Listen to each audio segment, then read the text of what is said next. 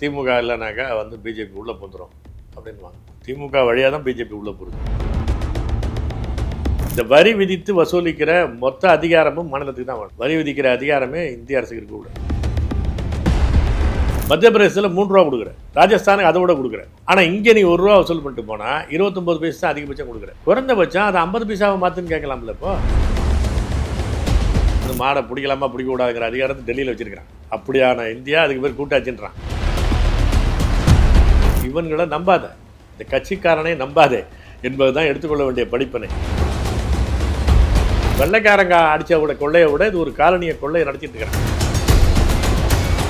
அதிமுக பாஜகவோட இருந்தது டைரக்டாக தெரியும். திமுக அதனுடைய மறைமுக கூட்டம்.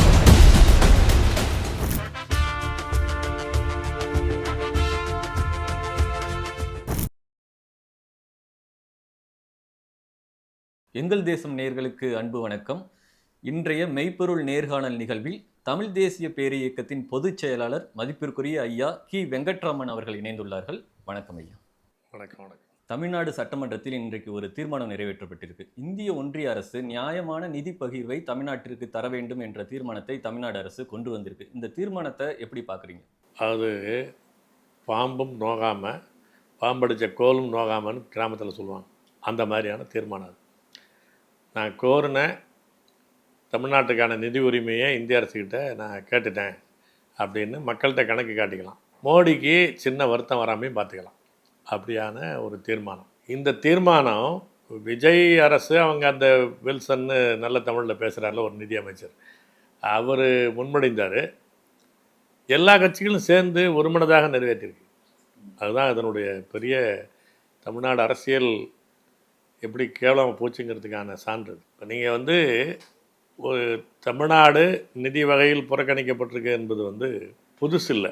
இப்போ நீங்கள் அந்த அவைத்தலைவர் ஜேசிடி பிரபாகரன் சொல்கிறார், எம்ஜிஆர் ஆட்சி இருக்கும்போது, இவர் எம்எல்ஏயாக இருக்கும்போது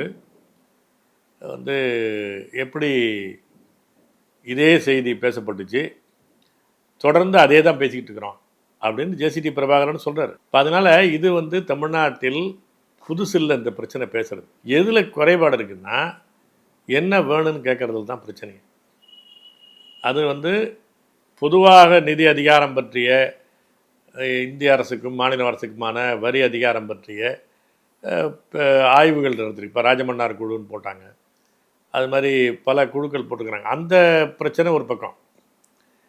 இப்போ நிதி ஆணையத்தில் போய் ஃபைனான்ஸ் கமிஷன் இருக்குது. அது ஒவ்வொரு 5 ஆண்டுக்கும் ஒரு முறை நிதி ஆணையம் இருக்குது. அதுதான் அந்த மறைமுக வரியை எப்படி பகிர்ந்து கொடுக்கணும், மாநிலங்களுக்கும் இந்திய அரசுக்குமான பகிர்வு என்ன, மாநிலங்களுக்கு இடையிலான பகிர்வு என்ன அப்படிங்கிறது நிதி ஆணையம் தான். அந்த நிதி ஆணையத்தில் ஒவ்வொரு மாநிலமும் போய் கோரிக்கை கொடுத்து பேசுகிறாங்க. தமிழ்நாடு அரசு தொடர்ந்து பேசிகிட்டு இருக்குது.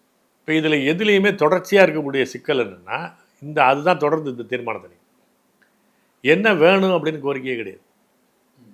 எப்படின்னா, நாங்கள் வளர்ச்சி அடைந்திருக்கிறோம், இந்தியாவுடைய வளர்ச்சிக்கு தமிழ்நாட்டுடைய பங்களிப்பு 9% ஜிஎஸ்டி ஜிடிபியில், ஆனால் மக்கள் தொகையில் நாங்கள் 6% தான் இருக்கிறோம். இப்போ மக்கள் தொகை குறைச்சிருக்கிறோம் அப்படிங்கிறது எங்களுடைய சாதனை, ஆனால் அதுக்காக நாங்கள் தண்டிக்கப்படுறோம். இதெல்லாம் சரி. இதெல்லாம் சொல்லிவிட்டு இது நீங்கள் அடிக்கிற வலிக்குதுன்னு சொல்கிறது தான். அது என்ன செய்யணுங்கிறதுக்கு இருக்குல்ல, அதுக்கான கோரிக்கையே கிடையாது. இப்போ இதுக்கு முன்னால் ஸ்டாலின் ஆட்சி இருக்கும்போது நிதி ஆணையத்தினுடைய கூட்டம் சென்னையில் நடந்துச்சு. அந்த நிதி ஆணையத்தில் பல பேர், நம்ம தமிழ்நாடு அரசின் சார்பில் பல பேர், பல கட்சியை சேர்ந்தவங்க, அன்புமணி ஒரு நல்ல அறிக்கை கூட கொடுத்துருந்தாரு, பல பேரும் கொடுத்துருந்தாங்க. இப்போ அந்த இதில் கூட பொதுவாக என்ன கேட்டாங்கன்னா, அதுதான் இப்போ இந்த தீர்மானத்தின் மீது பேசுகிற போது முன்னாள் நிதி அமைச்சர் தங்கம் தென்னரசு திமுக சார்பில் பேசுகிறார். ஒவ்வொரு கட்சிக்கும் ஒருத்தர் தங்கம் தென்னரசு பேசுகிறார் திமுக சார்பில். பேசும்போது என்ன சொல்கிறாரு, நிதி பகிர்வு என்பது மாநிலங்களுக்கு தான் நிதி வருது அதிகம், எனவே மாநிலங்களுக்கு எல்லா மாநிலங்களுக்கும் கொடுக்கக்கூடிய பகிர்வு இருக்குல்ல, டெவல்யூஷன் ஃபார் ஸ்டேட்ஸ், எல்லா மாநிலங்களுக்கும் கொடுக்கக்கூடிய பகிர்வு இருக்கு, அது 50 விழுக்காடாவது இருக்கணும், நிதி ஆணையம் 41 விழுக்காடுன்னு சொல்லியிருக்குது அப்படிங்கிறது தான் அவங்களுடைய இது. அது சரி, தமிழ்நாட்டுக்கு என்ன வேணும் அதை பற்றி தங்கம் தென்னரசும் பேசலை. அதுதான் பொதுவாக பேசுகிறாரு, மாநிலங்களுக்கான பங்கை 50% உயர்த்தணும், அவருடைய திருத்தம் அதுதான். தமிழ்நாட்டிற்கு அதில் உரிய பங்கு கொடுக்கணும். இவ்வளோதான். இந்த உரியங்கிறதுக்கான பொருள் என்ன? உரிய கொடுத்துட்டு இருந்தால் நிர்மலா சீதாராமன் சொல்லுது எல்லாருக்கும் பகிர்ந்து கொடுத்துட்டோம் அப்படிதான் சொல்கிறாங்க. இப்போ இன்னைக்கு செய்தித்தாளில் வந்திருக்குது, மாநிலங்களுடைய வளர்ச்சியை கவனத்தில் கொள்வோம், பின்தங்கிய மாநிலங்களுக்கு கைதூக்கி விட வேண்டும் என்பதை கவனத்தில் கொள்வோம், அதே நேரத்தில் வலுவான இந்திய அரசு வேண்டும் என்று சொல்லுவோம். இப்படி இது எவனுக்கும் புரியாத ஒன்றா சீதாராமன் பேசிகிட்டு இருக்குது. இப்போ இன்றைக்கும் பேசியிருக்கிறாங்க. இப்போ இந்த செய்தி என்பதை நீங்கள் என்ன பண்ணுறீங்க, 50 விழுக்காடு மாநிலங்களுக்கு வேணும். இது தமிழ்நாடு சட்டமன்றம், நாடாளுமன்றம் இல்லை. நாடாளுமன்றத்தில் எல்லா மாநிலத்தையும் சேர்த்து நீங்கள் பேசலாம். தமிழ்நாடு சட்டமன்றம் தமிழ்நாட்டுக்கு உரிய கோரிக்கை என்னங்கிறதுக்கான அது குறிப்பான தீர்மானம். அதன் மீது அந்த தீர்மானத்தை முன்மொழிந்த விஜய் அரசும் ஒன்றும் சொல்லலை. அதுக்கு திருத்தம் சொல்கிறேன்னு சொன்ன தங்கம் தென்னரசும் பொதுவாக 50% மாநிலங்களுக்கு வேணும்னு கேட்குறத தவிர தமிழ்நாட்டுக்கு என்ன வேணும்னு கேட்கல. அதற்கு பிறகு எடப்பாடி பழனிசாமி பேசுகிறார், முன்னாள் முதலமைச்சர் எடப்பாடி பழனிசாமி பேசுகிறார். அவர் என்ன சொல்கிறாருன்னா, தமிழ்நாடு காடு வளத்தில், ஏன்னா அந்த நிதி ஆணையம் என்பது என்ன பண்ணிடுறான்னா 47 விழுக்காடு நிதி என்பது வரி பங்கீடு கொடுக்கக்கூடிய தொகையில் அதிலே பல ஃப்ராட் இருக்குன்னு வச்சுங்க. அது அர்த்தாப்பில் பங்களிக்கலாம், மாநிலங்களுக்கு பகிர்ந்து அளிக்கலாம், டெவல்யூஷனரி டேக்ஸ்ன்னு இருக்குது. அந்த வரி தொகையில் 41 விழுக்காடு மாநிலங்களுக்கு கொடுக்கலாம் அப்படின்னு கொடுத்துட்டு, அதை அந்த 41 தொகை இருக்குது, 41% தொகை முழுசாக வச்சுக்கிட்டு அதை தமிழ்நாட்டுக்கு எவ்வளோ கொடுக்கலாம், கேரளாவுக்கு என்ன கொடுக்கலாம், உத்தரப்பிரதேசம் கொடுக்கலாம். இந்த பகிர்வுக்கு இருக்குல்ல, இதுதான் பிரச்சனை. இது ஒரு அடுத்த பிரச்சனை. அதாவது வெர்டிக்கல் டெவல்யூஷன், ஹரிசாண்டல் டெவல்யூஷன் பேர். இப்போ இந்திய அரசுக்கும் மாநில அரசுக்குமான ஒட்டுமொத்த பகிர்வு, மாநிலங்களுக்கு இடையிலான பகிர்வு, இந்த ரெண்டிலேயுமே பெரிய பாதிப்பு இருக்குது. இப்போ அவன் என்ன சொல்கிறான், நீங்கள் அந்த இந்தி மாநிலங்களுக்கு சார்பாக எப்படி பண்ணணுமோ அதுக்கு தகுந்த மாதிரி ஒரு ஃபார்முலாவை ஃபிக்ஸ் பண்ணுறான். அதாவது மக்கள் தொகைங்கிறான். மக்கள் தொகையை கட்டுப்படுத்துனது நீ தான் சொன்ன, இந்திய அரசு தான் சொல்லிச்சு 1976. அது இந்திய அரசு சொன்னதை கேட்டு தான் தமிழ்நாடு இந்த பகுத்தறிவு வேறு மாநிலம். எனவே நிறையா குடும்ப கட்டுப்பாடு பண்ணிட்டாங்க. இப்போ மக்கள் தொகை சுருக்கம் வந்துருச்சு. மக்கள் தொகை பெருக்கம் நின்றது மட்டும் இல்லை, மக்கள் தொகை நெகட்டிவ் குரோத்து தமிழ்நாடுங்கிறது பெரிய சிக்கலில் இருக்குது. அதை என்ன சொல்கிறான்னா, நீங்கள் தான் நல்லா குறைச்சிட்டிங்கல்ல, உங்களுக்கு வேண்டான்றான். இப்போ அதாவது நிறையா மார்க் வாங்குறவங்க தண்டிக்கப்படுறான், அப்படி ஆகிடுது. அதே மாதிரி அந்த உள்ளாட்சி அமைப்புகள், இந்த மருத்துவ கட்டமைப்புகள், இதெல்லாம் மற்ற மாநிலங்களை ஒப்பிடும்போது இங்கே கொஞ்சம் பரவாயில்லையா இருக்குது. அது ஒரு வரலாற்று வழியில் இருந்திருக்குது. இப்போன்னு இல்லை, சோழர் காலத்திலேருந்து இங்கே மருத்துவத்தினுடைய வளர்ச்சி என்பது வேறு, ஏதோ இவங்க ஆட்சியில் வந்ததில்லை. அதனுடைய வரலாற்று தொடர்ச்சி இருக்குது வச்சுங்க, அவ்வளோதான். இப்போ அதை கணக்கில் வச்சுக்கிட்டு அதை குறைக்கிறதுக்கான ஏற்பாடை பண்ணுறான். இப்போ இதை அவர் சொல்கிறார். எடப்பாடி பழனிசாமி என்ன பேசுகிறாருன்னா, இந்தியாவினுடைய இயற்கை அமைப்பில் தமிழ்நாட்டிற்கு காட்டு வளம் என்பது குறைவு. அது இயற்கை அமைப்பு. காடு வளம் குறைவாக இருந்துச்சுன்னா அதுக்கு பனிஷ் பண்ணுறான், குறைக்கிறான். அந்த வகையில் தமிழ்நாடு பாதிக்கப்படுது. அதே மாதிரி மக்கள் தொகை கட்டுப்பாடு என்பது வரும்போது அதையே மக்கள் தொகை தான் உனக்கு குறைஞ்சி போச்சே, உனக்கு தேவையில்லை அப்படிங்கிற மாதிரி அதை பண்ணுறான். இப்போ இதெல்லாமே அவர் சொல்கிறார், எடப்பாடி பேசுகிறார். அவரும் என்ன செய்யணும்னு சொல்லலை. அப்போ இப்படியான ஒரு தீர்மானம் இருக்குல்ல, இது ஒரு அறியாமையினால் அல்லது ஒரு எச்சரிக்கையாக பொதுவாக சொன்னால் போதும் அப்படி இல்லை. அது எதுவும் கேட்டவும் கூடாது, கேட்டது மாதிரி கணக்குன்னு சொல்லணும். இதுதான் இதனுடைய தீர்மானம். இப்போ நான் என்ன சொல்ல வரேன்னா, இப்போ தமிழ் தேசிய பேரியக்கம் நாங்கள் ஒரு கூட்டரசு கோட்பாடுன்னு இது பண்ணுறோம். ஒரு சீமான் உட்பட பல பேர் அதில் பேசுனாங்க. அதில் என்ன சொல்கிறோம், பல இருக்குது, கூட்டாட்சிகளில் இருக்குது. வரி வசூலிக்கிற முழு அதிகாரமுமே மாநிலத்துக்கு தான் இருக்குது.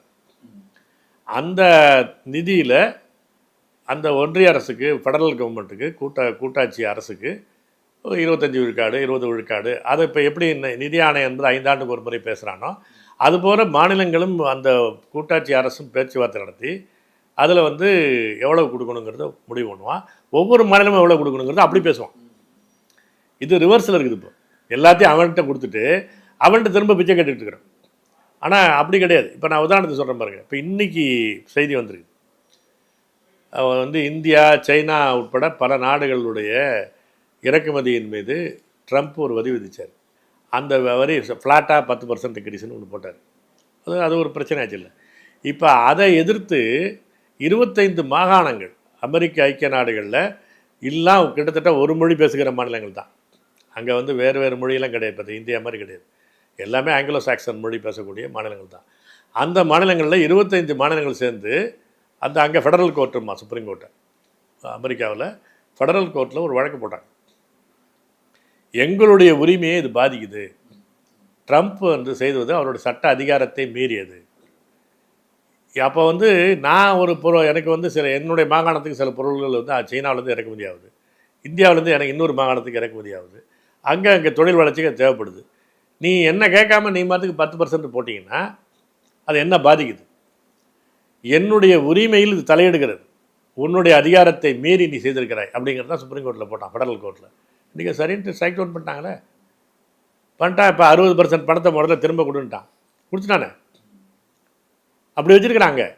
நீங்கள் ஒரே மொழி பேசுகிற ஒரு நாடு, அந்த இடத்துலையே என்ன வச்சுருக்கிறான், நிதி அதிகாரம் என்பது வந்து பெரும்பகுதி அந்த மாகாணங்களுக்கு தான். அதே மாதிரி நிதியை எப்படி பங்கெடுக்கணும் அப்படிங்கிறத பற்றி முடிவு செய்வது என்பது செனட்டு தான். அந்த செனட்டில் வந்து என்ன இருக்குது, எல்லா மாநிலங்களுக்கும் சம எண்ணிக்கை தான் உண்டு. எல்லா மாநிலங்களுக்கும் உறுப்பினர் எண்ணிக்கை சம எண்ணிக்கை. அப்படியான இது இப்போ நீங்கள் வந்து மக்கள் தொகையில் அதிகமாக உத்தரப்பிரதேசம் இருக்கான், அவன் அதிகம் பேர் வருவான், அப்படிலாம் கிடையாது. அந்த செனட்டு தான் நிதி தொடர்பான இறுதி அதிகாரம் உள்ளது. இது எதுவுமே கிடையாது இந்தியாவில். அதனால் இப்போ நாங்கள் தமிழ் தேசிய பேரியக்கத்தில் தொடர்ந்து என்ன சொல்கிறோன்னா, இந்த வரி விதித்து வசூலிக்கிற மொத்த அதிகாரமும் மாநிலத்துக்கு தான் வேணும். வரி விதிக்கிற அதிகாரமே இந்திய அரசுக்கு இருக்கக்கூடாது. இந்திய அரசு வந்து அவனுடைய அதிகாரம் படை நடத்துவது, நாணயம் அச்சடிப்பது, வெளிநாட்டு உறவு வைத்துக்கொள்வது, இந்த சேட்டலைட் மாதிரியான விண்வெளி தகவல் தொடர்பு, இதை மட்டும் ஒன்றை இருந்தால் போதும். இது நம்ம புதுசாக சொல்லலை. காந்தியார் இருக்கும்போது, நேரு இருக்கும்போது காங்கிரஸ் மாநாட்டில் 1946 வரையிலும் இயற்றப்பட்ட தீர்மானம் இப்படி தான் இருக்கும். அவர் காந்தியடிகள் இன்னும் தெளிவாகவே சொன்னார், பல தனித்தனி நாடுகளை துப்பாக்கி முனையில் இணைத்து இந்தியா என்று பிரிட்டிஷ் அரசாங்கம் உருவாகி இருக்கிறது. நாம் சுதந்திரம் அடையும் போது இந்த பிரச்சனை இருக்குது. நமக்கு பல மொழி பேசுகிற, பல பண்பாடு உள்ள, பல வரலாறு, தனித்தனி வரலாறு உள்ள நாடுகளை வந்து சேர்ந்து ஒரு நாடாக வச்சுருக்கிறோம். அதனால் தனித்தனி நாடுகளாக இந்த நாடுகள் இருந்தால் என்னென்ன உரிமையும் மரியாதையும் இருக்குமோ அந்த மரியாதையும் அதிகாரமும் இந்திய ஒன்றிய அரசாங்கையும் இருக்கும். பிரிந்து போகணுன்னு மட்டும் கேட்டுறாதீங்க. இவ்வளோதான் காந்தி சொன்னது. இதை தான் தீர்மானமாக 1946 வரையிலும் காங்கிரஸ் கட்சி மாநாடுகளில் தீர்மானம் நிறைவேற்றினாங்க. அதுதான் நம்ம சொல்கிறோம். அப்போ இந்த இறையாண்மை பகிர்வு என்ற அடிப்படையிலான அதிகாரங்கள் இருக்கணும். அதனுடைய அடிப்படையில் நிதி இறையாண்மை என்பது மாநில அரசாங்கத்திட்ட இருக்கணும், தமிழ்நாடு அரசாங்கத்திட்ட இருக்கணும். உனக்கு வந்து 25% வாங்கிட்டு போ, 25% இல்லை கூட வேணும்னா அதை நம்ம பேசி அதை முடிக்க வேண்டிய விஷயம்னு வச்சுக்கோங்க. அதை ஒவ்வொரு 5 ஆண்டுக்கு முடிச்சுக்கலாம். அதை கோர வேண்டிய நிலையில் தான் இருக்குது தமிழ்நாடு. அதை பற்றி இந்த இதில் யாருமே பேசலை. சரி, அதை விட்டுருங்க, அது ஒரு மிக அடிப்படையான பிரச்சனை. குறைந்தது இப்போ தங்கம் தென்னரசு பேசும்போது சொல்கிறதுக்கு முன்னாடியே பல பேர் பேசியிருக்கிறாங்க. பொன்னையன் அமைச்சராக இருந்ததுலேருந்து சொல்லிட்டு இருக்கிறார், நிதியமைச்சராக பொன்னையன் இருந்தார் அதிமுகவில். அந்த காலத்துலேருந்து என்ன சொல்லிட்டு இருக்கிறாங்க, தமிழ்நாட்டிலேருந்து ₹1 எடுத்துகிட்டு போனால் 100 பைசா எடுத்துகிட்டு போயிட்டாங்கன்னா வந்து 28 பைசா தான் திரும்ப கொடுக்குறாங்க. சில ஆண்டுகளில் 29 பைசாவாக மாறுது, அவ்வளோதான். 28 பைசா அல்லது 29 பைசா தான். ஆனால் உத்தரப்பிரதேசத்துக்கு அவன்கிட்டேருந்து நீ ₹100 வாங்கினீங்கன்னா அவனுக்கு ₹2 கொடுக்குற. பீகார்லேருந்து ₹1 வசூலாச்சுன்னா ₹7 கொடுக்குற. மத்திய பிரதேசத்தில் ₹3 கொடுக்குற. ராஜஸ்தானுக்கு அதை விட கொடுக்குற. ஆனால் இங்கே நீ ₹1 வசூல் பண்ணிட்டு போனால் 29 பைசா தான் அதிகபட்சம் கொடுக்குற. குறைந்தபட்சம் அதை 50 பைசாவை மாற்றுன்னு கேட்கலாம்ல. இப்போ இங்கேருந்து வசூலாகக்கூடிய வரி தொகையில் 50 விழுக்காடு தமிழ்நாட்டுக்கு திரும்ப கொடுத்துடணும். எந்த தீர்மானம் கூட கிடையாது. இது போய் நிதி உரிமை தீர்மானன்றான். எல்லா கட்சியும் சேர்ந்து ஒரே தீர்மானம், ஒரு மனதாக தீர்மானம் நிறைவேற்றுதா, ஆமன்க, இல்லை என்போர் இல்லை என்கன்னு போட்டு முடிச்சுட்டார் ஜேசிடி பிரபாகரன். இது எதுக்குது? இப்போ தமிழ்நாட்டினுடைய உரிமையை கோராமல் கோரியது போல் நாடகம் ஆடுவதற்கு எல்லா கட்சிகளும் அப்படி தான் இருக்கிறாங்க. இப்போ என்ன புரிந்து கொள்ளணும்னா, தமிழ்நாட்டு இளைஞர்கள் ஒரு உரிமை விழிப்புணர்வு உள்ளவர்கள் என்ன நினைக்கணும்னா, இந்த கட்சிகளை நம்பிக்கிட்டு உட்காந்துக்கிட்டு இருக்கவே கூடாது. நீங்கள் வந்து நீட்டை எதிர்க்கிறான், நீட்டில் இருக்கிற குறைபாடை நீக்கிறான், இப்படி வடமாநிலத்துக்கு தமிழ்நாட்டுக்கு வித்தியாசம் இருக்குது. நீட்டில் இருக்கக்கூடிய இது வந்து ரொம்ப மோசடிங்கிறதுக்கு எல்லாருக்கும் ஒரே கருத்து தான்.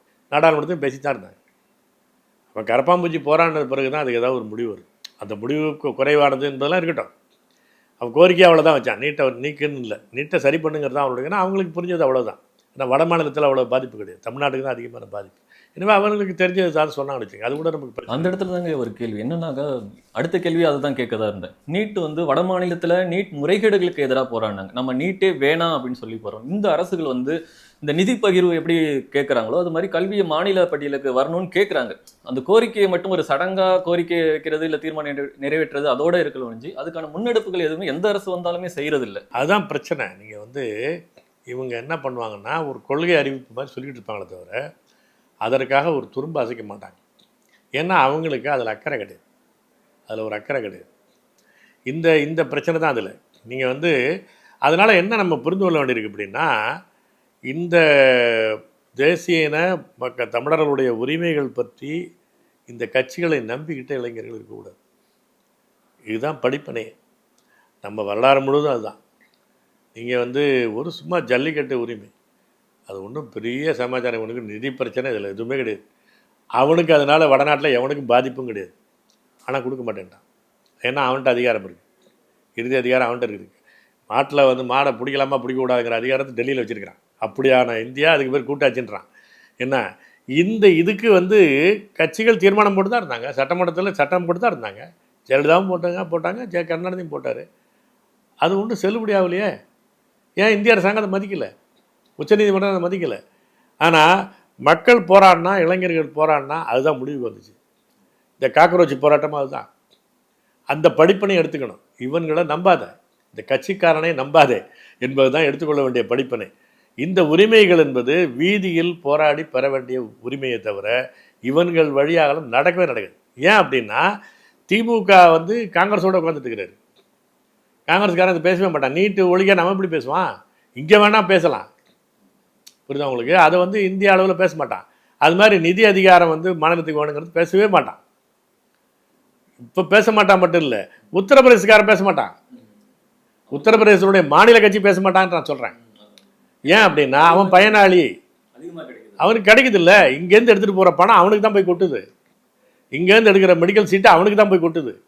தமிழ்நாட்டுக்குள்ளே அவன் ஃபீஸ் குறைவான படிப்புக்கு வந்துடுறான். அமைதியான மாநிலம், சிக்கலே இல்லாத மாநிலம். இப்போ நீட்டாக ஹாஸ்டலில் போய் படிச்சுக்கலாம். அது அங்கெல்லாம் உத்தரப்பிரதேசில் நினச்சப்பாங்க சாக்கடைக்குள்ளே இருக்குன்னு அவனுக்கு வந்து கிடைக்குது. இது பீகார்காரனுக்கு கிடைக்குது. அவனுக்கு எப்படி மாநில உரிமை போயிடுச்சுன்னு சொல்ல போகிறானா? அதெல்லாம் ஒரு பிரச்சனையும் கிடையாது. அவன் பயனாளிகள். அது மாதிரி ஜிஎஸ்டியில் அவன் பயனாளி. எல்லா மாநிலத்துக்கு இருக்கிற நிதி அதிகாரம் போயிடுச்சு, அதெல்லாம் ஒன்றும் கிடையாது. அதெல்லாம் தியரட்டிக்கலாக சொல்லிக்கலாம். ஆனால் அதனால் பயனடைகிறவன். ஏன்னா இந்திய மாநிலம் என்பது மாநிலத்திலையும் அவன் ஆட்சி தான், இந்தியாவிலையும் அவன் ஆட்சி தான். ஆனால் இந்திக்காரனுக்கு ரெட்டை ஆட்சி இருக்குது, டபுள் என்ஜின்ங்கிறான்ல, ரெட்டை ஆட்சி இருக்குது.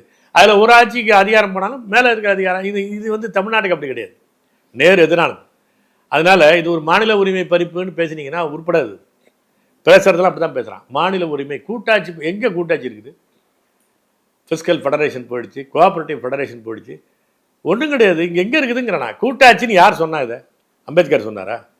நேரு சொன்னாரா? இல்லைன்னு தான் சொல்லிட்டு இருக்கிறாங்க.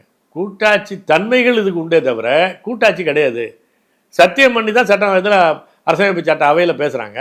இவங்களா பேசிக்கிறது கூட்டாட்சி, அந்த கூட்டாட்சிக்கு ஆபத்து வந்து விட்டது. இது எதுக்கு பேசுகிறீங்கிறனா? அப்போ அதனால் என்ன ஆயிடுதுன்னா, இந்த கூட்டாட்சி இருக்குது, ஒரு முதலமைச்சருக்கு ஏதோ அதிகாரம் இருக்குது அப்படிங்கிறத வச்சுக்கிட்டு இருந்தால் தான் இவருக்கு வண்டி ஓடும். நான் அந்த அதிகாரத்துக்கு உள்ள அதுக்கு தான் நான் நிற்கிறேன் அப்படின்னு அவர் கட்சியை வச்சுக்கிறது அப்படி தான் முடியும். அதுக்காக பண்ணிட்டு இருக்கிறாங்க. ஒன்றும் கிடையாது இங்கே. அப்போ அதனால் இந்த தீர்மானங்கிறது வந்து ஒரு போலியான மக்களை ஏமாற்றுகிற தீர்மானம். மக்கள் அதில் வெளிப்படையணும். இதை வந்து குறைந்தபட்சம் நான் நிதி அதிகாரம் முழுசு மாநிலத்துக்கு வேணுங்கிறது அப்புறம் பேசலாம். குறைஞ்சது தமிழ்நாட்டிலேருந்து வசூலிக்கிற நிதியை வரியில் 50% வரி, அது நேர்முக வரியாக இருக்கட்டும், மறைமுக வரியாக இருக்கட்டும், ஜிஎஸ்டியாக இருக்கட்டும், அதில் வந்து செஸ்ஸு சர்ச்சார்ஜ் இந்த கூத்தெல்லாம் இல்லாமல் எல்லா தொகையிலையும் 50% ஆகுது. இங்கே வசூலிக்கிறதுல 50% கொடுத்துருப்போம். பாதியை நீ எடுத்துக்க. இதை விட குறைச்சலாம் அவன் சொல்ல முடியும்? பாதி என்கிட்ட கொடுத்துருப்போம், பாதியை நீ எடுத்துகிட்டு சொல்கிறான். இது ஒரு கொள்ளை. இது வெள்ளைக்காரங்க அடித்த விட கொள்ளையை விட இது ஒரு காலனியை கொள்ளையை நடத்திட்டு இருக்கிறான். அதில் ஏதோ சரி இப்போதைக்கு ஒரு சமரசத்துக்கு தான் சொல்ல வரேன். இதுவே பொருத்தமான தீர்வு இல்லை. இருந்தாலும் பரவாயில்ல, இப்போ இருக்கிற மோசமான நிலைமைக்கு ஒரு இம்ப்ரூவ்மெண்ட்டு சொல்லுவோம் அப்படிங்கிற முறையில் தான் நான் சொல்கிறேன். நீங்கள் வந்து இங்கே வசூலிக்கிற வரியில் வந்து எல்லா வகையான வரியில், நேர்முக வரி, மறைமுக வரி, இந்த கட்டணம், செஸ்ஸு, சர்ச்சார்ஜ் எல்லாத்தையும் சேர்த்து ஒரு தொகையாக போடு. அதில் 50% நீங்கள் கொடு, 50% நீ எடுத்து தொலைஞ்சிருப்போம்.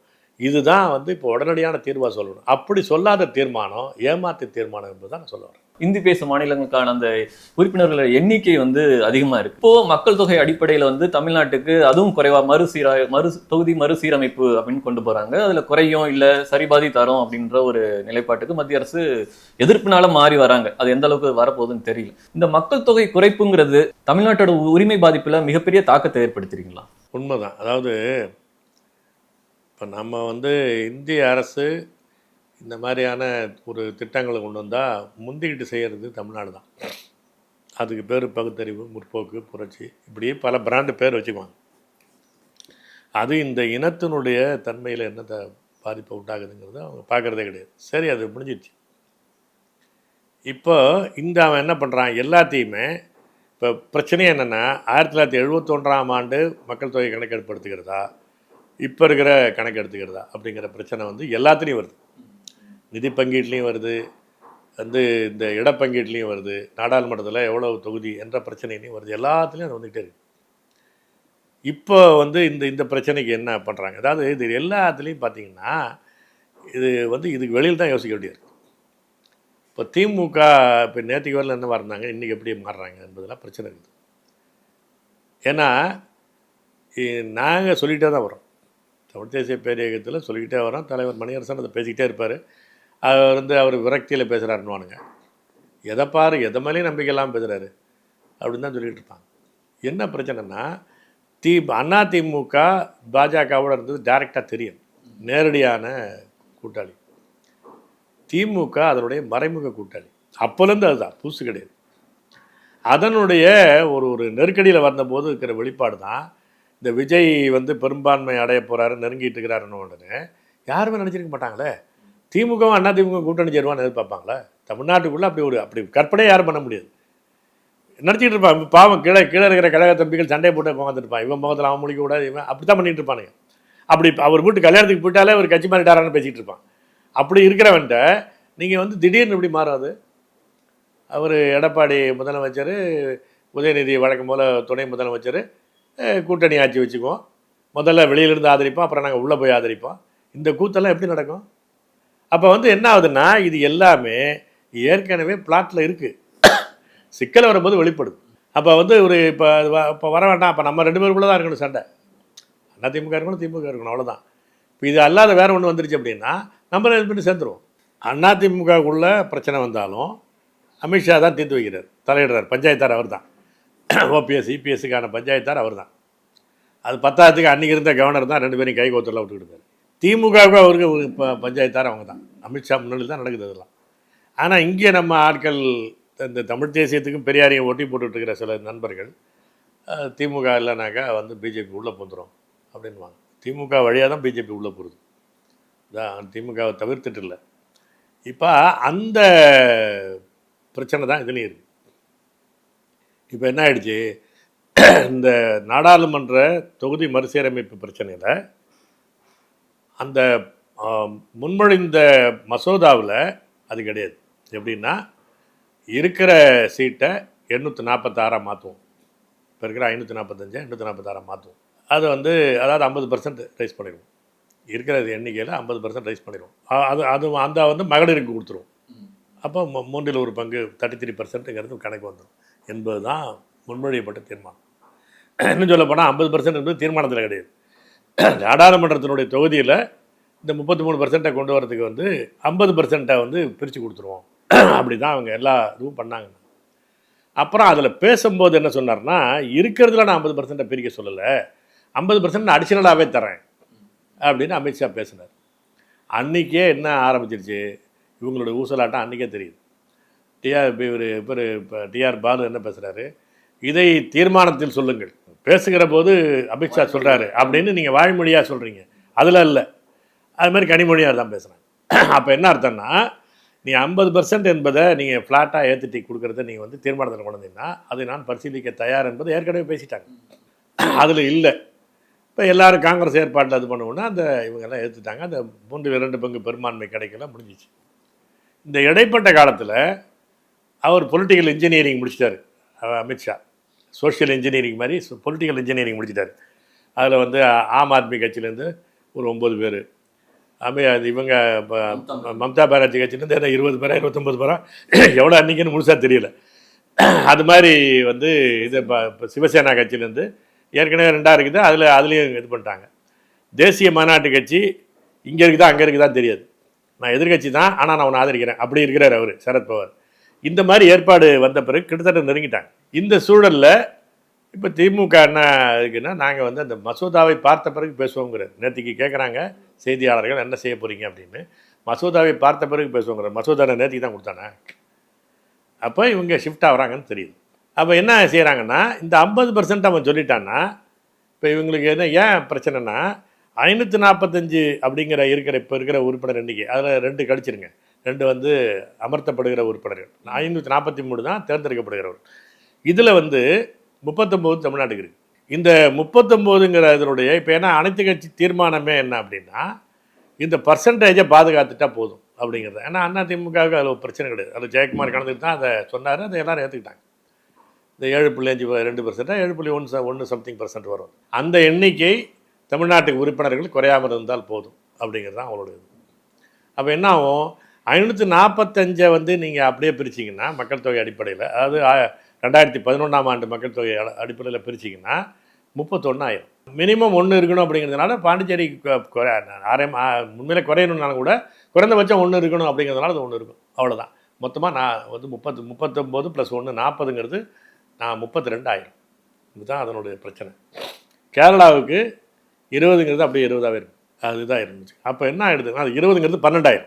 இந்த 545 பிரித்தா இதுதான் தென் மாநிலங்களில் அது ஒரு பிரச்சனை வரும்னு வச்சுங்க. குறையும். வட மாநிலங்களுக்கு அதிகரிக்கும். குறிப்பாக பீகாருக்கெல்லாம் அதிகரிக்கும். இப்போ அந்த 543 என்பதுலேயே காம்பன்சேஷன் மாறி போகும். ஏற்கனவே இருக்கிற 220ங்கிறது இன்னும் கூடுதலாயிரும் இந்திய மாநிலங்களுக்கு. இப்போ அதை எதிர்த்த உடனே அவங்க அதுக்கு தான் அவர் அமித்ஷா அடுத்த பிளான் பி என்ன சொல்கிறாரு, எல்லாருக்கும் 50% ஏற்றிடுவோம். அப்போ இந்த சமநிலை அப்படியே இருக்கும். விகிதாச்சாரங்கிற பகையில் பார்த்தீங்கன்னா அந்த 7.1 அப்படியே இருக்கும். இந்த 50 ஏற்றிடுறேன். இந்த 50 அப்படியே மகளிர் ஆகிடும்.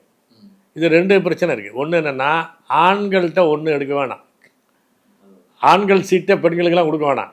ஆண்கள் அப்படியே இருந்துக்க, எக்ஸ்ட்ரா சீட்டை பெண்களுக்கு கொடுக்குறேன். அப்படி பெண்களுக்கான எம்பவரிங் தி விமன் இப்படி நடத்துகிறார் இவர். இல்லை உங்களுக்கு அது இப்போ ஆண்கள்கிட்டேருந்து எடுத்து கொடுக்க மாட்டாரான். இவர் வந்து இருக்கிறதுல வந்து எக்ஸ்ட்ரா தண்ணி அந்த எக்ஸ்ட்ராவை நான் அவனுக்கு பெண்கள்கிட்ட கொடுத்துட்றேன். இப்போ இதை பண்ணுறாரு. இது என்ன ஆகுது, இது தமிழ்நாட்டுக்கு என்ன வரும்னா இதனுடைய எண்ணிக்கை என்பது வந்து 42 நம்ம மாறும் வச்சுங்க, 46 நம்ம மாறுதுன்னு வச்சுங்க. இப்போ நம்ம ஆளுகளுக்கு சீட்டு இன்க்ரீஸ் ஆகுது, சந்தோஷமாயிரும். இப்போ இவருக்கு என்ன நிறைய பேர் சீட்டு கேட்டுட்டு இருக்கிறாங்க, கொடுக்கறதுக்கு ஒரு ஸ்பேஸ் கிடைக்குது. அந்தந்த கட்சி தலைமைகளுக்கு ஒரு வாய்ப்பு இருக்குன்னு வச்சுங்க, முடிச்சுக்குவோம். ஆனால் 846 பேரில் இந்தி மாநிலங்களுடைய எண்ணிக்கை இருக்குல்ல, அது பயங்கரமாயிடும். அப்போ என்ன ஆகும்னா, நீங்கள் வந்து அடிப்படையான அன்றாட சட்டங்கள் இருக்குல்ல, இந்த சட்டங்களுக்கு வந்திருந்து வாக்களிப்பவர்களில் பெரும்பான்மை இருந்தால் போதும். சிம்பிள் மெஜாரிட்டின்னு பெறுது. வந்திருந்து வாக்களிப்பவர்கள், அதாவது வந்திருக்கணும், வந்துட்டு நான் வாக்களிக்கணும், அந்த வாக்களிப்பில் பெரும்பான்மை இருக்கணும், அது இருந்தால் போதும். அப்போ அப்படி இருந்தால் பல சட்டங்கள் நிறைவேற்றிடலாம். அப்படி செய்வதற்கான அடிப்படையான மெஜாரிட்டி என்பது இந்தி மாநிலங்களுக்கு வந்துடும். இன்னைக்கு வந்து அது இடையூறாக இருக்குது பாஜக. ஆமாம், அது வந்து இப்போ தென் மாநிலங்கள் மொத்தமும் சேர்ந்து நின்னா கூட சரி தான். கர்நாடகா, தமிழ்நாடு, ஆந்திரா, தெலுங்கானாலும் சேர்ந்தே நின்னாலும் சரி தான். நீங்கள் மொத்தத்தையும் தூக்கி வெளியே போட்டு அவன் மெஜாரிட்டி வச்சு தீர்மானம் நிறைவேற்றி போயிடலாம். ஆனால் நிதி வளம் என்பதெல்லாம் இங்கேருந்து தான் போகுது. இதுக்கு பேர் தான் காலனி. பிரிட்டிஷ்காரனுக்கு காலனியாக இந்தியா இருந்துச்சுன்னா அவனுக்கு வேண்டிய எல்லா வளங்களையும் இங்கேருந்து எடுத்துகிட்டு போவான். அதிகாரம் அவன்கிட்ட இருக்கும். அதுபோல் இந்திக்காரன்ட்ட அதிகாரம் இருக்கும். இந்த வரக்கூடிய வருமானத்தை யாருக்கு எவ்வளோ கொடுக்கலாம், எடுத்துகிட்டு போகிற வளங்களில் எங்கே தான் பிரித்து கொடுக்கலாம் அப்படிங்கிற முடிவு செய்யக்கூடிய நாடாளுமன்ற பெரும்பான்மை. நாடாளுமன்ற ஜனநாயகம், அதுக்கு பேர் ஜனநாயகம்னு சொல்கிறேன். அப்போ நீங்கள் நாடாளுமன்றம் முடிவு எடுத்துருச்சு, ஜனநாயகம் தானே முடிவு எடுத்துச்சு, நீ பேசு. இந்தி பேசும் மாநிலங்கள் வலுவாக இருக்கக்கூடிய பாஜக வந்து இது விரும்புது. இப்போ பிஜேபி, நீங்கள் காங்கிரஸ் அதை விரும்புகிறான். எந்த கட்சி? ஏன்னா நீங்கள் வந்துங்க பிஜேபி இன்றைக்கி இருக்கிறான் விரும்புகிறான். இது பிஜேபி காங்கிரஸ் அல்லது பிஜேபி இந்த கட்சிகள் அப்படியே கிடையாது. இந்த கட்சிகளை கடந்து அவன் நீங்கள் ஒரே ஒரு உதாரணம் நான் சொல்கிறேன். வைகோ ஒரு தடவை ரொம்ப கோபத்தில் தமிழ் சிறந்த மொழி சமஸ்கிருதத்தை தாண்டி அப்படின்னு பேசிட்டார். எல்லா கட்சிக்காரனும் சேர்ந்துட்டு உட்காருன்ட்டானே, வாபஸ் வாங்கன்ட்டான். அப்படியே கதிகளையும் போயிட்டார் அவர். ஆனால் அவர் அப்படியே ரோர் பண்ணிவார். நீங்கள் பார்க்கலாம் அவருடைய பேச்சுங்கிறது. இப்போ நல்ல ஆங்கிலத்தில் ராஜ்யசபாவில் கடுமையாக பேசுவார். இப்போ தான் உடம்பு முடியாமல் இருக்கிறார். அப்போ நல்லா பேசுவார். அவரை பேச்சை எல்லோரும் உட்காந்து கேட்பான். அப்படி ஒரு கவனத்தை ஈர்க்கிற பேச்சாளரை சத்தம் போட்டு உட்கார வச்சுட்டாங்க. ஏன்னா எல்லாம் கட்சியே வேறுபாடு கிடையாது. கேரள எம்பிக்கள் கூட சம்ஸ்கிருதம். ஆமாம், அப்போ சம்ஸ்கிருதம் தேவை. நீங்கள் சனாதானத்தை பேசும்போது பண்ணிட்டாருங்களா எல்லாரும் இல்லையா? மம்தா பானர்ஜி உட்பட எல்லாரும் வந்துட்டாங்க இல்லைங்க. அப்போ இதில் என்னென்னா, இதில் கட்சி வேறுபாடு அந்த மாதிரியான விஷயங்கள் வரவே வராது. அது அந்த மாதிரி பிரச்சனைகளை வரவே வராது. கட்சிகளை கடந்து பண்ணிடுவானுங்க. அப்போ வந்து இந்த இதில் வந்து நம்ம இப்போ எண்ணிக்கை என்பது இந்தி மாநிலங்களுக்கு கூடுதலாக இருக்கும்போது சிம்பிள் மெஜாரிட்டியிலே முடிவெடுத்துட்டு போயிடுவான். ஏன்னா இங்கேருந்து இருக்கக்கூடிய மெடிக்கல் சீட்டாக இருக்கட்டும், இங்கேருந்து எடுத்துக்கக்கூடிய வளங்களாக இருக்கட்டும், இங்கேருந்து எடுத்துகிட்டு போகக்கூடிய வரி வருமானமாக இருக்கட்டும், இது எல்லாத்துலேயுமே எல்லா மாநிலங்களுக்கும் அதிகாரம் குறைக்கப்படுது அப்படின்னா கூட அவனுக்கு இந்திக்காரனுக்கு அது பயன் இருக்குது. அவனுக்கு அதெல்லாம் நஷ்டமே கிடையாது. அங்கே இருக்கிற சில பேர் மந்திரியாக இருக்கிறவனுக்கு வேணால் வருத்தம் இருக்கலாமே தவிர, எனக்கு இருக்கிற அதிகாரத்தை நீங்கள் டெல்லியில் எடுத்துகிட்டு போயிட்டான்னு வேணால் அதே இருக்கலாமே தவிர, மற்றபடி அந்த மக்களுக்கு அதெல்லாம் நஷ்டம் கிடையாது. ஆனால் அங்கே ஒன்றும் எடுபடாது. அவனுக்கு லாபம் தான் அது. அப்பா கொடுத்தாலும் சரி, அம்மா கொடுத்தாலும் சரி, நம்ம வந்து சேர்ந்து ஒரு பேக்கெட்டு தானே வருது. அப்போ வந்து இது இந்த பிரச்சனையெல்லாம் அவங்கள வந்து ஒரே பக்கம் தான் நிற்பான். அங்கே வந்து எதிர்க்கிறது என்பதுக்கு கட்சிகளுக்கு இடையில் பெரிய மக்கள் ஆதரவு இருக்காது. அது பண்ணவே மாட்டாங்க. ஏன்னா இதை ஏன் விட்டு கொடுத்துட்டேன்னு பேசுவான். அங்கே இருக்கிற மக்கள் வந்து இதை விட்டுன்னா நமக்கு போயிடும்ல, நீ எழுத்தேன்னா நமக்குள்ளே சீட்டு போயிடும், நமக்குள்ளே வரக்கூடிய நிதி போயிடும் அப்படின்னு பேசுவான். அதனால் செய்ய மாட்டானுங்க.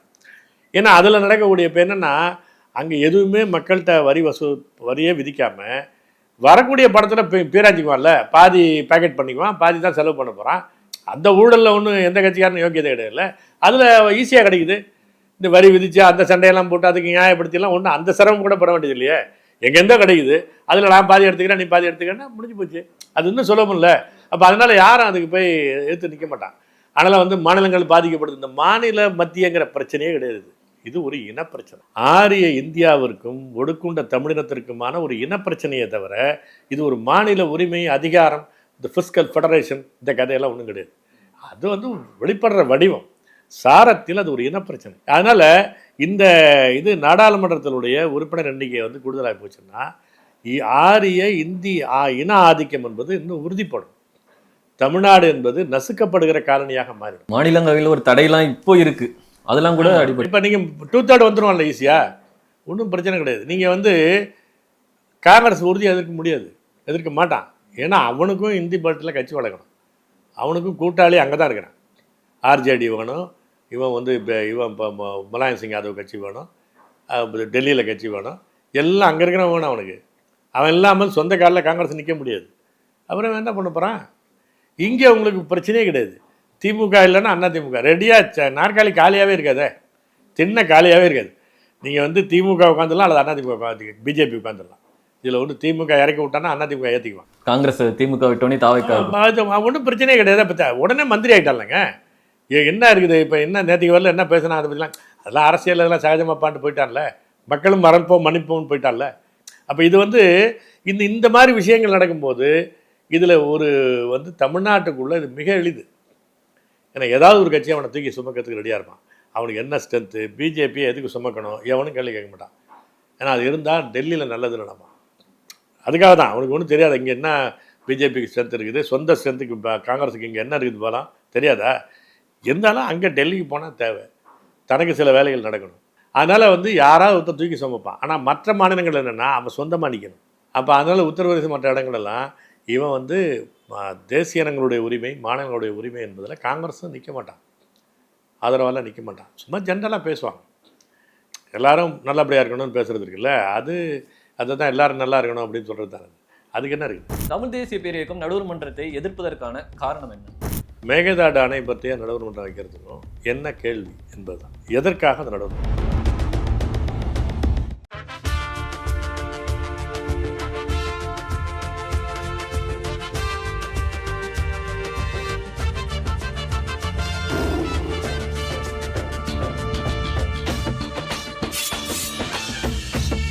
எங்கள் தேசம் ஓர் இனத்தின் பெருங்கனவு.